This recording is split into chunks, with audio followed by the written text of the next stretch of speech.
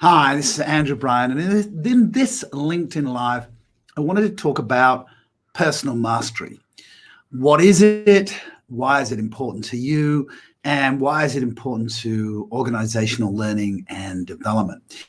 Now, I wrote a blog about this week, and you can read the blog on selfleadership.com/blog, where I've been sharing my ideas, thoughts, and thought leadership on the topic typically of self-leadership. And personal mastery and self-leadership could be synonymous. In self-leadership, I define in my 2012 book with Dr. Anna Kazan as the practice of intentionally influencing your thinking, feeling, and actions towards your objectives. In my research, I came up with three constructs, or identified three constructs of self-leadership, which is self-awareness, self-regulation or self-mastery, and self-learning. There's a broader definition out there in the world about what is self-mastery. A number of people have written on it, most notably Peter Senge in The Fifth Discipline, who saw self-mastery as a very important part of those disciplines. It was one of those disciplines. So this week, as I was writing this blog, I was challenged to define what is personal mastery. So I researched all the various concepts that people had about personal mastery, and I merged them together, and this is my definition. Let me see if you like it. Personal mastery is the process of living and working purposefully towards a vision in alignment with one's values and in a state of constant learning about oneself and the reality in which one exists. So I've written that out in the description of this LinkedIn Live. And I think key things to take away from this is that personal mastery is a process. It's not a destination. Again, like self-leadership, you take a shower and the effect is not permanent. Go out, get hot and sweaty, and you're going to need another shower. And I think one of the issues of personal mastery is that word mastery, is that in common vernacular, a lot of people think if you're a master, you've arrived. But if you talk to real masters, whether they're master musicians or master craftsmen, whatever master of the art, if they're master martial artist, most masters have reached this level of humility that says, I'm just beginning. I remember, when I studied martial arts in my 20s, getting my first black belt and being told, well, now you're taking things seriously. Now the learning begins. And I think that's the mindset of anybody who's mastered anything, is that they recognize that they're always learning. And this is liberating, because in my coaching practice, I'm an executive coach to senior leaders, CEOs around the world, and so many of them are striving for a level of perfection. And that actually is the wrong thing to strive for in terms of mastery, because perfection we never really attain it. Whereas if we have that mindset of constantly improving, as the Japanese used to call, or still call, kaizen, the constant and incremental improvement, that's a much better way to live life. I mean, the key personal mastery question is, am I better today than I was yesterday? We don't need to compare ourselves with anybody, because personal mastery is a personal journey. Comparison is the seat of all unhappiness. So don't compare yourself with others. Evaluate and appreciate your journey. What is the delta? I was coaching a CEO yesterday who was giving himself time. He's looking at where he needs to be. He sees the runway. He knows that he needs to deliver results for his investors by a certain time. And so he's putting massive pressure on himself. And yet he hadn't looked back on how much he's done since he took the CEO position not that long ago. He's achieved massive change and put the company on the map. But he keeps looking forwards and saying, there's so much more to do. And that puts tremendous pressure on ourselves. Now, Peter Senge described in his book on the Fifth Discipline that concept of having a rubber band between the index finger and the thumb, and then that creates a tension. And there's an optimal amount of tension that we should have for personal mastery or self-leadership. we shouldn't be complacent. We shouldn't say, hey, I know everything. I'm exactly where I need to be. I think we can be grateful for where we are. But the creative tension is there is an improvement. There is a better version of me. I could be better, do better, have better.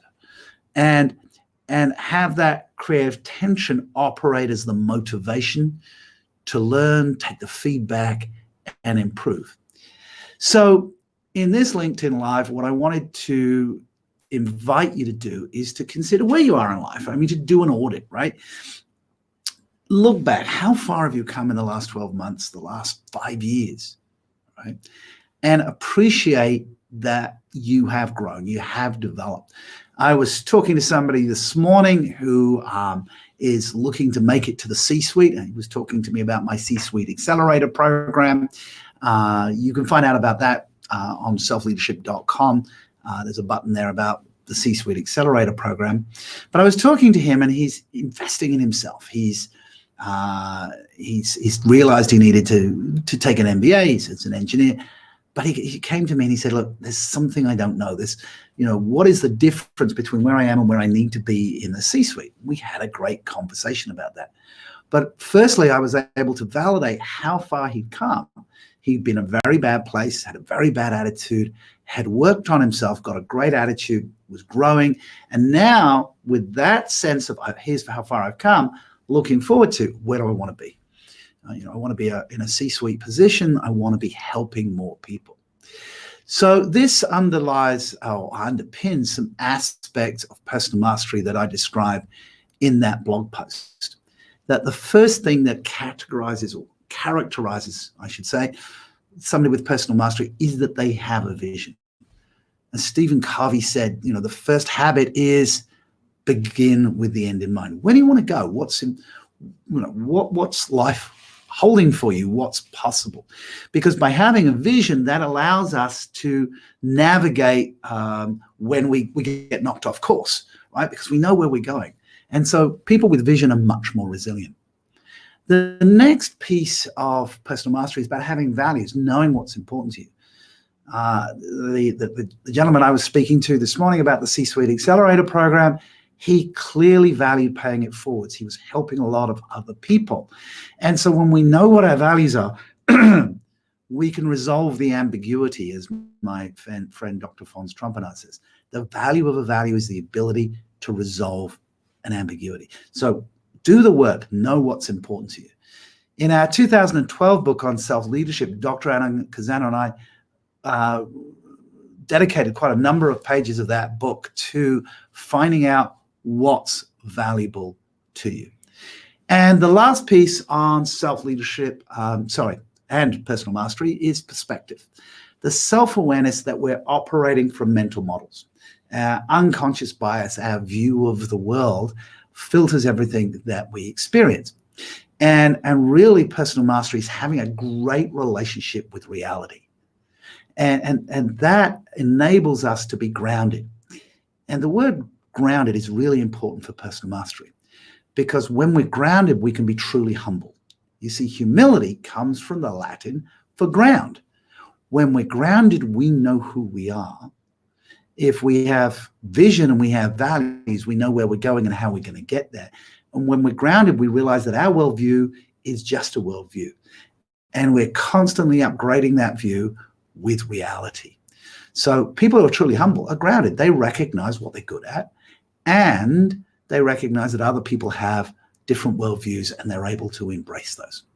So I invite you to consider your personal mastery, because it will impact your growth, and it impacts the growth of your organization, because an organization with people who are practicing self-leadership and personal mastery is much more agile. And the smart organizations are investing in people to grow themselves. The smart nations are doing that. I'm coming to you from Singapore. And in the 2020 Singapore budget, the Singapore government invested money in people choosing to develop themselves, particularly during this time of the coronavirus, the COVID-19. There's money available to grow and develop yourself.